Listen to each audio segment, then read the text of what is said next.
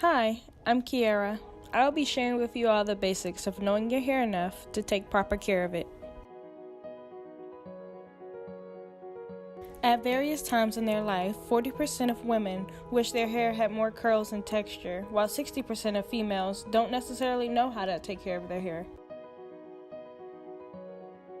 First, we're going to start off by knowing the main factors you should consider when taking care of your hair type and curl pattern, porosity, density, width, and length.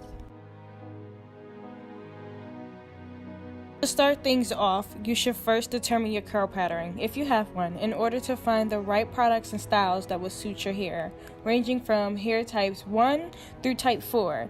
The sub-classifications from A to C are based upon the diameters of the wave, curl, and or coil. Each factor after knowing your hair type is just as important, like knowing your hair porosity, which is the measurement of your hair's ability to absorb and to retain moisture. Porosity ranges from low to high depending on the condition of the cuticle. In order to check yours, you could do the float test. Just take a clear glass of water and pluck a couple of strands out of your head and place it in the water. After a few minutes of the hair in the water, you will be able to tell which level of porosity you fall in. If the hair is floating on the surface of the water, then you have a low porosity. If it's floating in the middle of the water, then you have medium porosity. And if your hair sinks to the bottom, then you have a high porosity level.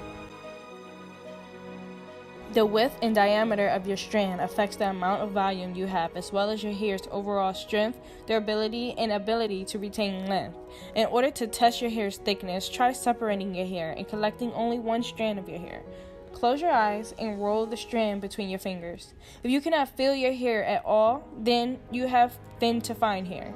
If you felt it at first, but you feel like it's fading away, then you have normal hair. And lastly, if you felt your hair the entire time, then you have coarse or thick hair. Your hair's density determines on how much hair you have in your head, not how thick your hair is, because your hair's thickness is considered by your width check. In order to check this, go to a mirror and separate your hair. If you see your scalp easily without touching your hair, then your hair's density is low. If you can see it at a normal amount with a little adjusting, then your hair's density is medium. And lastly, if you have to part your hair some more and really need to put in some work to see your scalp, then your hair's density is high. From big chop to hip length, the length check is pretty easy. You can easily do this by using a ruler if you want an accurate measurement, or by simply seeing where your hair ends and or lays on your body. Your length of your hair can affect your curl pattern, shrinkage, and styling techniques. Now, I hope my PowerPoint helped to clear up any confusion you might have had towards taking care of your hair, so that you not only learn how to understand your hair type and your porosity, width, density, and length, but also to find the best products that may work for your unique hair, so that you can be more willing to embrace the beauty that lies on top of your head. And please take note, you may not fit perfectly into one category or subcategory, and you may have a combination of several hair types, but it's okay. This is completely normal.